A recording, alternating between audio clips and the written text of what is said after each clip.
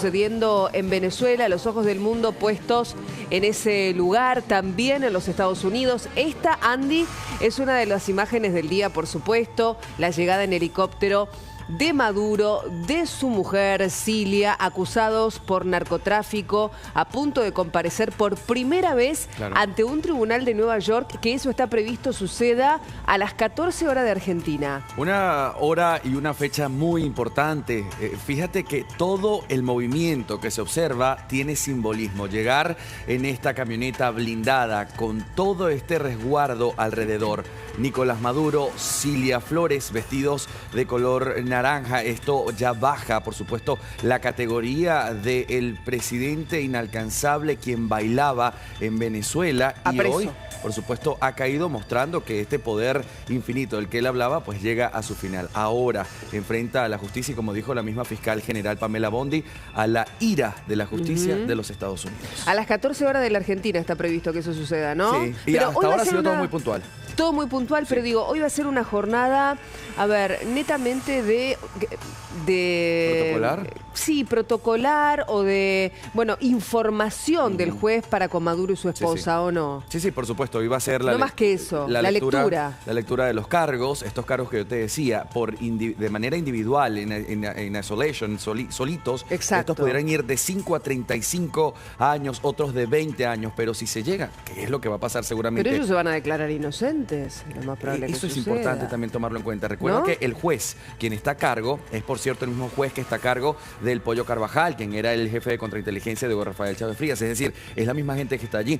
Él hoy está bajo este cargo y él se declaró en ese momento culpable y ahora colabora con los Estados Unidos. Habrá que ver en este momento qué tanto, dice Nicolás Maduro, qué tanto va a conversar con sus abogados. ¿Quiénes serán sus abogados? Esto hoy es importante, pero viene mucho. Y por supuesto, mientras está pasando esto, hay que ver qué sucede en Venezuela. También tenemos que tener en cuenta que en Venezuela se habla de una toma de poder de los 285 diputados. ¿Qué pasa con Delcy Rodríguez? Que ahora se supone debe jurar, porque ya fue designada, ahora se supone que debe jurar. Nos preguntamos Estamos en hora de que eso pase. Si esto va a ser, ahora Vivi, no sabemos si va a ser una cuestión más momentánea, porque se entiende que es una presidencia a cargo mientras se hace una transición. Como un interinato. Un interinato, o si va a ser todo el evento, es decir, con una imposición de banda y todo esto. Habría que ver. Una Delcy Rodríguez que vos decías, Andy, hoy al comienzo, está también bajo la lupa de Maduro, ¿no? Si bien, no tanto como María Corina Machado, claramente, que me parece, después lo vamos a hablar seguramente con los especialistas, le ha costado caro el premio Nobel de la Paz. No sé si de Maduro, de Diosdado Cabello. También. Está ahí bajo la mirada. No, digo, pero de Trump, perdón, me refería a Trump. Claro, una Delcy Rodríguez que está bajo la mirada de Trump, no de Maduro, que la apuntó, la señaló con el índice, diciendo, si hace las cosas como las tiene que hacer, genial, y si no, atención, porque le puede costar caro, más caro inclusive que al propio Nicolás Maduro. Claro, y acá es un punto importante, y todo lo que hoy estamos hablando, quiero que ustedes lo entiendan al otro lado de la pantalla. Son temas muy delicados, y nosotros desde acá estamos tratando de ser lo más responsables y respetuosos con los términos a utilizar. Y mucho, inclusive desde la oposición argentina, se ha hablado de la intervención militar extranjera de los Estados Unidos en Venezuela. Y fíjate cómo la situación la ha manejado tan cuidadosamente Estados Unidos, que ahora decide de manera inmediata conversar con Delcy Rodríguez, quien técnicamente no es la vicepresidenta, porque si Nicolás Maduro no era el presidente. Entonces esto lo tenemos que sacar de la política y decir, bueno, ella es quien hoy tiene la clave, la llave clave para poder controlar las instituciones que están parte de Venezuela. Es decir, aquí, Vivi, el discurso de Donald Trump, cuando lo decías al principio, ningunear, bajarle el dedo hacia abajo a María Corina Machado. Permíteme verlo de otra manera. No es tan así. No es tan María Corina Machado hoy cuenta con el apoyo de los venezolanos dentro y fuera. Los 9 millones que se encuentran afuera y no haciendo turismo. El apoyo total. Hay otra pregunta que te quiero hacer y por supuesto a todos los especialistas que estén aquí. ¿Qué quiere el venezolano de a pie? ¿Quiere volver a ir a las urnas o quiere simplemente que se cumpla con lo que ellos ya votaron? Y entonces eso tiene que ver con que Edmundo González Urrutia se haga cargo del poder. Ahora lo analizamos, pero hablando de Venezuela, ¿cómo mira Venezuela el propio presidente de los Estados Unidos, Donald Trump, que ya nos tiene acostumbrados a hacer declaraciones o cuando está por descender del avión o cuando está por tomar un avión? Escuchen cómo describe Trump a Venezuela hoy. Don't ask me who's in charge because I'll give you an answer and it'll be very controversial. What does that mean? Means we're in charge. Have you spoken with her? We're in charge. Venezuela right now is a dead country. We have to bring it back, and we're going to have big investments by the oil companies to bring back the infrastructure. That's what you And the oil companies are ready to go. They're going to go in, they're going to rebuild the infrastructure. You know, we built it to start off with many years ago. They took it away. The country is a mess. It's been horribly run. The oil is just flowing at a very low level, much lower than, even if it was badly run, it should have more income, more oil than what they're doing. So we're going to have the big oil companies go in. They're going to fix the infrastructure. They're going to invest money. We're going to take care, more importantly, of the people, including Venezuelans that are living in our country that were forced to leave their country. Contundente, durísimo Trump hablando de Venezuela, es un país muerto y nosotros somos los encargados de revivirlo. ¿Es Estados Unidos el encargado de revivir a Venezuela? Le traslado la consulta a Lisette Luque, que es presidenta de Alianza por Venezuela. Lisette, qué gusto tenerte, bienvenida. Hola, muy buenos días a todos. ¿Qué opinas de las declaraciones de Trump? La verdad es que lo que hemos visto son hechos, además de declaraciones, hechos muy contundentes que ponen y abren un nuevo escenario político para lograr esa transición y la liberación plena de nuestro país. Yo quiero recordar que el pasado 28 de julio el pueblo escogió a Edmundo González Urrutia bajo el liderazgo de María Corina Machado, pero hoy este escenario es un escenario diferente porque nos permite también pensar en una transición que pueda ser sostenible en el tiempo. Yo coincido con Andy en esta mirada de hay que esperar el desenlace porque lo que estamos viendo, esta imagen además tan anhelada por los venezolanos y por quienes hemos tenido que salir de nuestro país, por los familiares de los presos políticos que están secuestrados por cierto, no son tratados de la manera que está siendo tratado todo lo contrario. Maduro. De hecho, Maduro va a tener acceso a abogados defensores y no así los presos políticos. Si se eleva a ¿no? la categoría de preso político, pudiera inclusive entonces tener una celda de mayor comodidad, con limitadas, pero mayor comodidad que la que tiene en este momento. Sin duda. Eso no pasa en el helicoide. Vos hablas de, claro, una transición. Cuando uno piensa en una presidencia interina o en una transición, no tiene idea o no toma dimensión de cuánto tiempo puede durar eso. Por eso es tan importante quién se haga cargo de Venezuela en este momento. Bueno, el presidente Trump ha dicho que él está a cargo. Ayer vimos la publicación de Delcy, en la que habla de cooperación. Sí. Pero yo creo que son minutos en lo que no basta únicamente con decir que van a cooperar. Recordemos cuántas veces el chavismo y el madurismo ha pateado la mesa de diálogo, de negociaciones. Recordemos cuántas veces han intentado blanquear a través de elecciones fraudulentas que en Venezuela hay democracia y Estado de Derecho. Entonces, creo que lo que estamos por ver las próximas horas es la respuesta concreta y la coherencia a esa palabra de cooperación con Estados Unidos. Allí tenemos, Lisette, Andy, justamente la declaración de Delcy Rodríguez, ¿no? Mira el segundo párrafo sobre todo. Sí. Lo leemos, Vivi, en pantalla, por supuesto. Sí. Dice, el segundo párrafo dice, extendemos la invitación al gobierno de los Estados Unidos a trabajar conjuntamente en una agenda de cooperación orientada al desarrollo compartido, en el marco de la legalidad internacional y que fortalezca una convivencia comunitaria duradera. ¿Qué pasa con Delcy Rodríguez? Ha cambiado más que lo que cambia Donald Trump en sus discursos en las últimas 3 publicaciones. Inicialmente, la primera aparición de una Delcy Rodríguez, para ese entonces vicepresidenta, pues fue exigiéndole a los Estados Unidos una fe de vida y que devolvieran, porque era un secuestro lo que habían hecho para Nicolás Maduro. Posterior a esto, ella habla y dice de la cooperación entre ellos, de que se van a mantener muy fuertes, porque al único que reconocen como presidente de Venezuela es a Nicolás Maduro. Y ya la tercera publicación, después de lo que dijo Donald Trump allá afuera, pues dijo, ahora estamos listos para cooperar. Y para sumar a lo que decía Lisette, venimos acostumbrados, por supuesto, a que ellos pateen esa posibilidad de diálogo. Sí. Pero, Lisette, y quienes nos están escuchando, el escenario hoy es distinto. Para ese entonces no contábamos más allá que un apoyo de Gustavo Petro y un mensaje de las derechas de América Latina en apoyo a lo que sucede. Hoy hay, por supuesto, un Estados Unidos dentro de Venezuela, ¿entiendes? Hay cuerpo de inteligencia dentro de Venezuela y hay fuerza militar que ya entró a hacer operaciones quirúrgicas dentro de Venezuela. Una Delcy Rodríguez, Lisette, que dice que tiene todo y que lo va a hacer, que va a cooperar. Un Trump que dice, espero que coopere, si no puede tener una suerte mucho peor que la que corrió Maduro. Y una María Corina Machado, que qué rol debería No qué rol está ocupando, qué rol debería ocupar en este momento. Yo creo que los silencios también hablan. Bueno, a eso me refiero. Y yo creo que es muy importante que la comunidad internacional sepa que el pueblo venezolano le ha dado un respaldo a María Corina y a Edmundo González Urrutia, que ya fue manifestado, y que el momento de las elecciones libres llegará.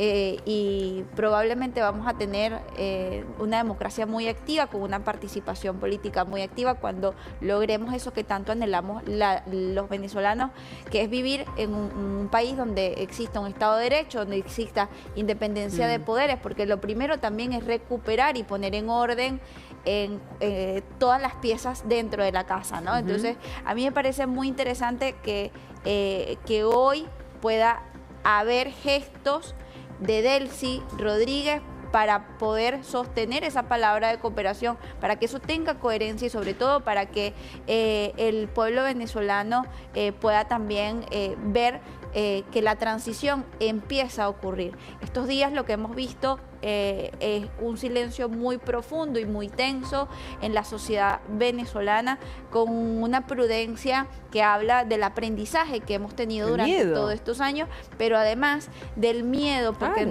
debemos recordar que durante 25 años nos han perseguido, secuestrado, torturado, que durante 25 años el régimen inoculó ideas de que este momento no llegaría, así que por eso también hay mucha incredulidad de lo que sucede. Yo, o sea, es ¿A qué te referís increíble. con aprendizaje?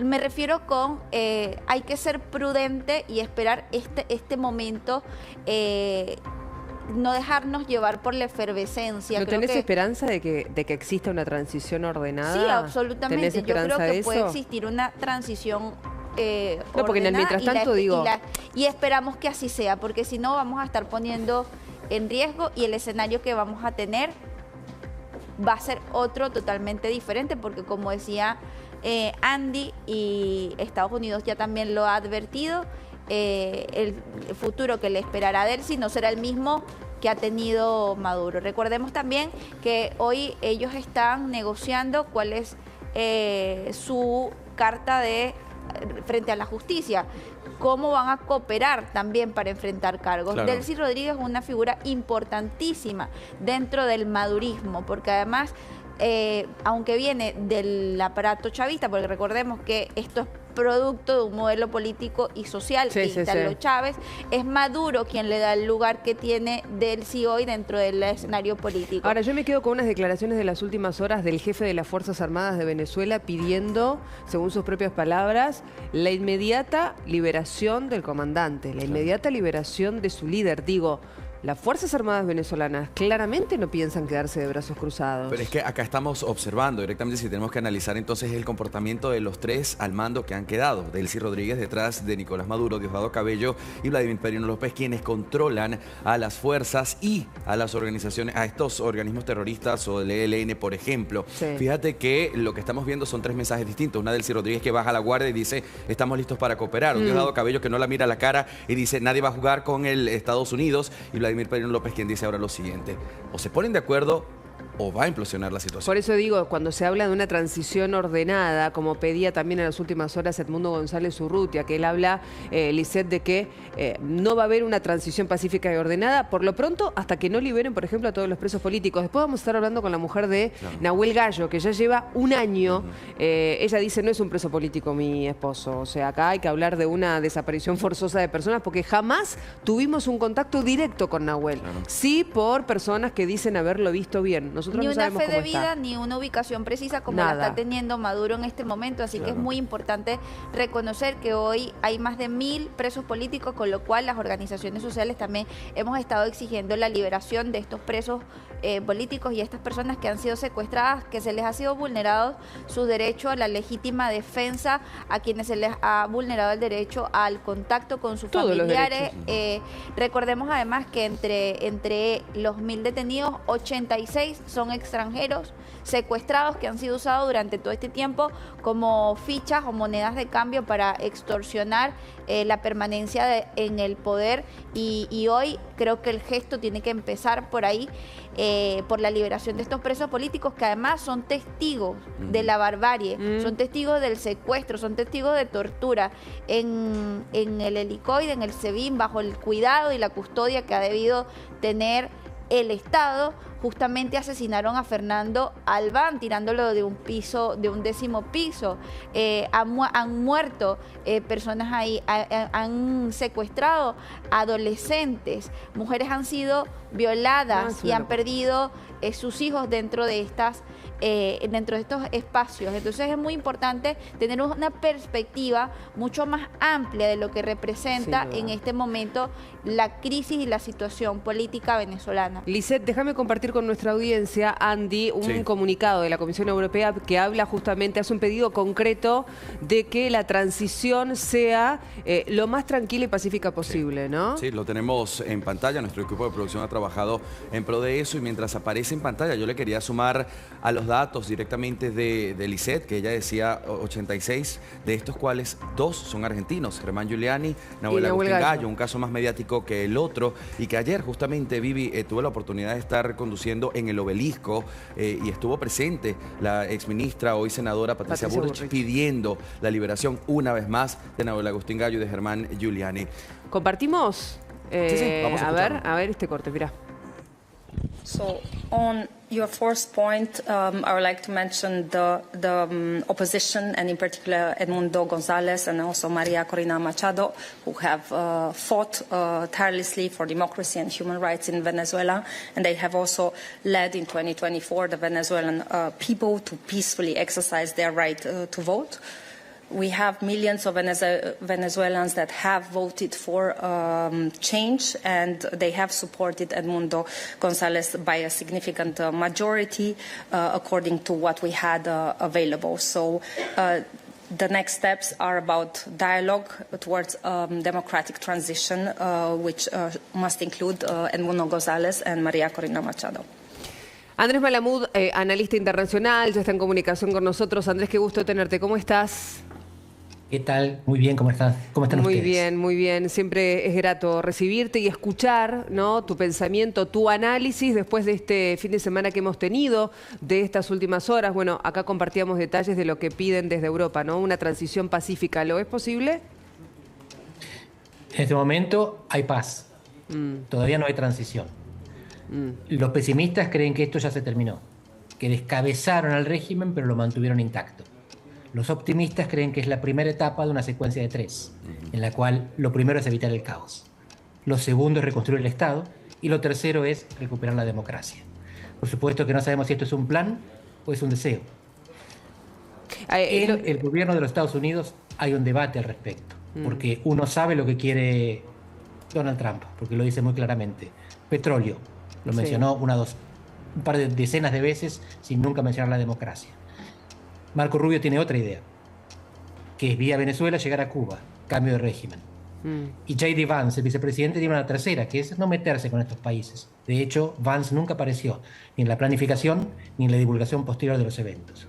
Así que lo que va a pasar es un, primero, resultado del equilibrio de poder dentro del Ejecutivo de los Estados Unidos, y segundo, un producto de la negociación con las fuerzas existentes sobre el terreno en Venezuela.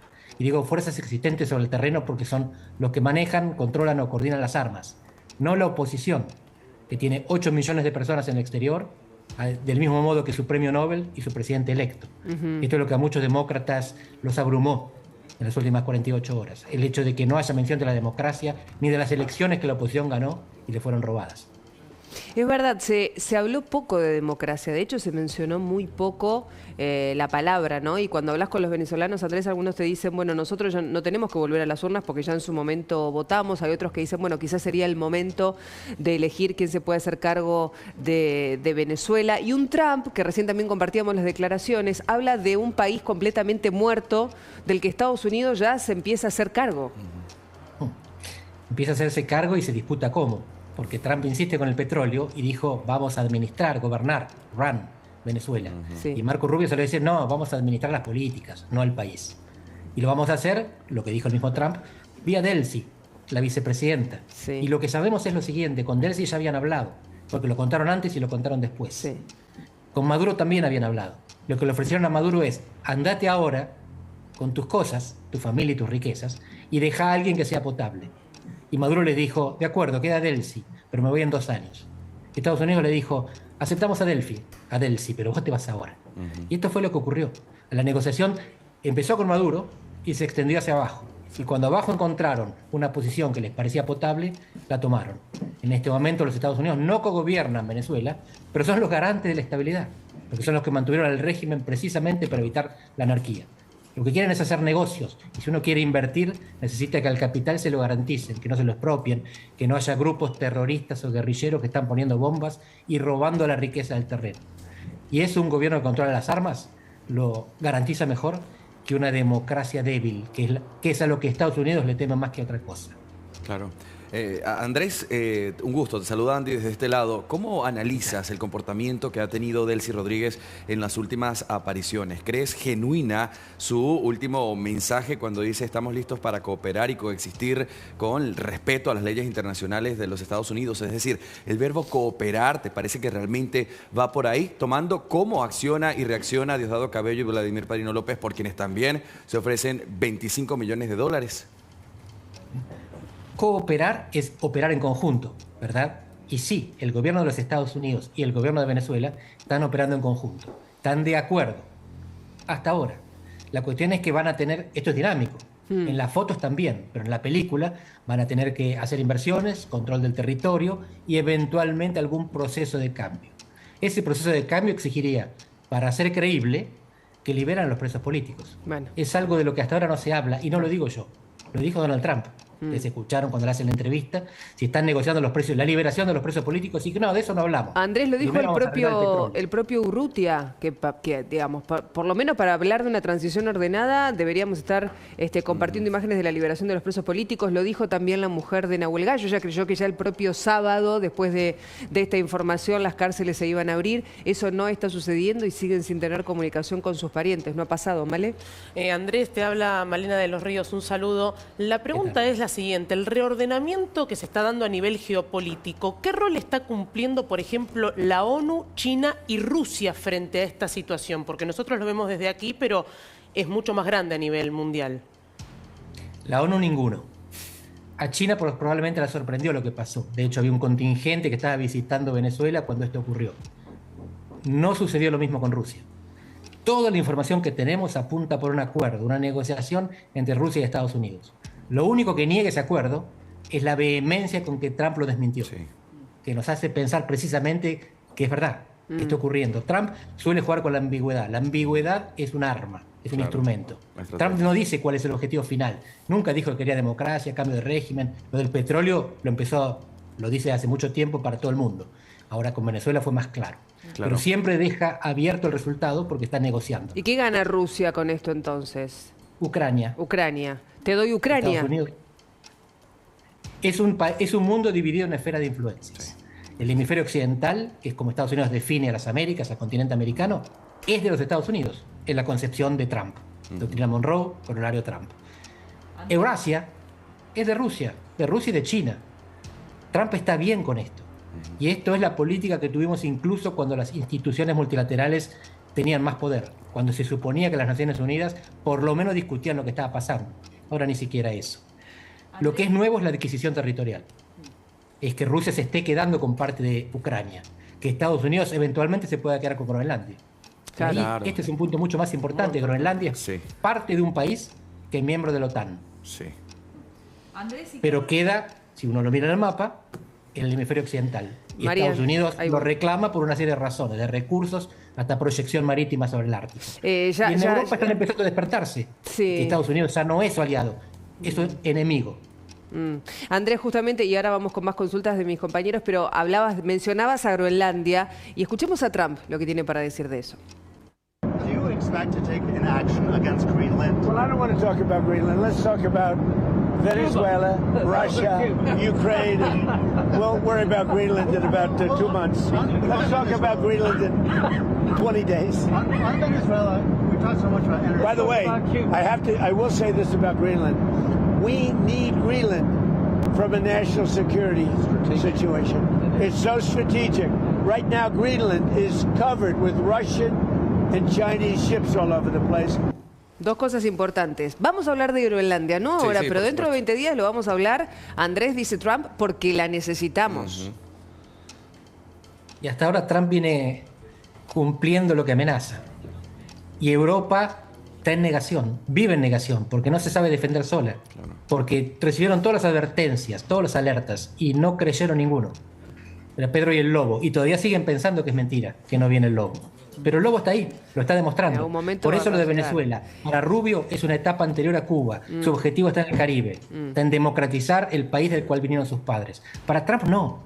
Trump está pensando en el tablero mundial. Y en el tablero mundial, Ucrania es de Rusia, Taiwán será de China y Groenlandia es de los Estados Unidos. Claro, más clarito imposible. Venezuela es un ensayo global.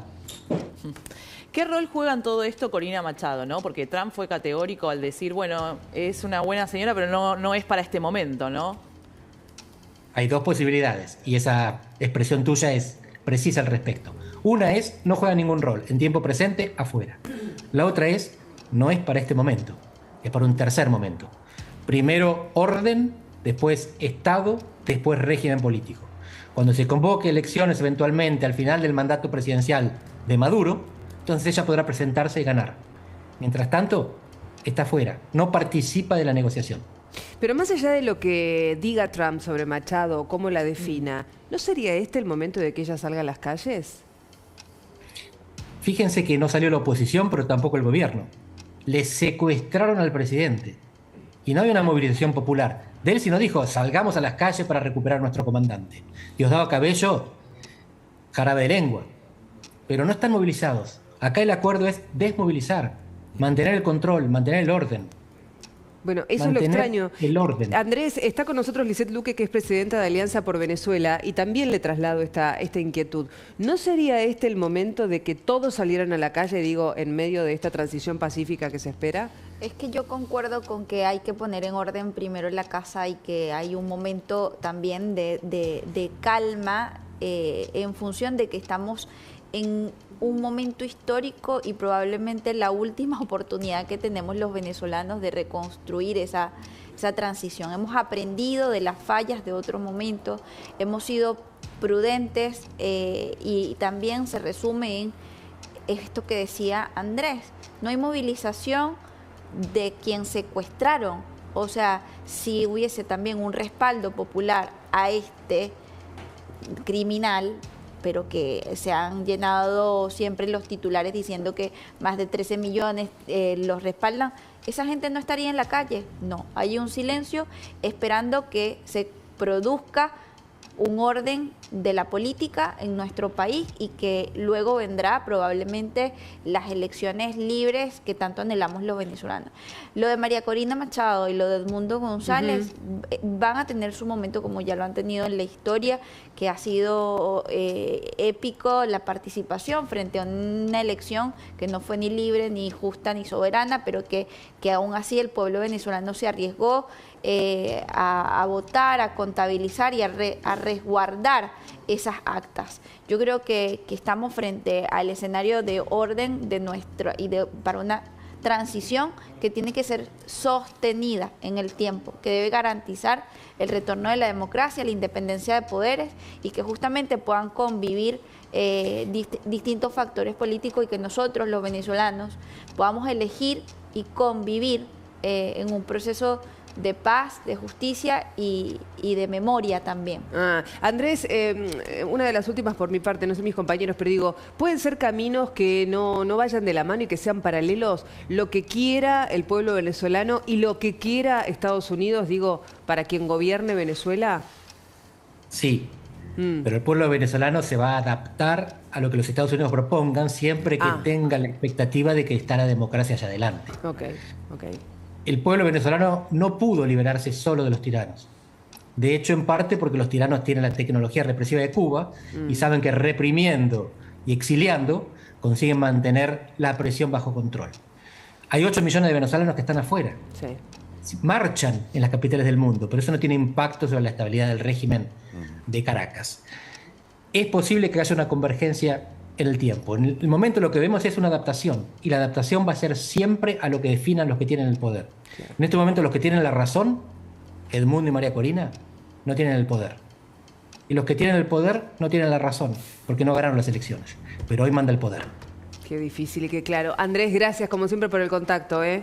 A ustedes. Te agradecemos mucho. Lisette, gracias por habernos acompañado. Gracias a ustedes y gracias al pueblo argentino y democrático que está respaldando la lucha que durante tantos años hemos dado los venezolanos. Gracias, que tengas buen día. Tenemos información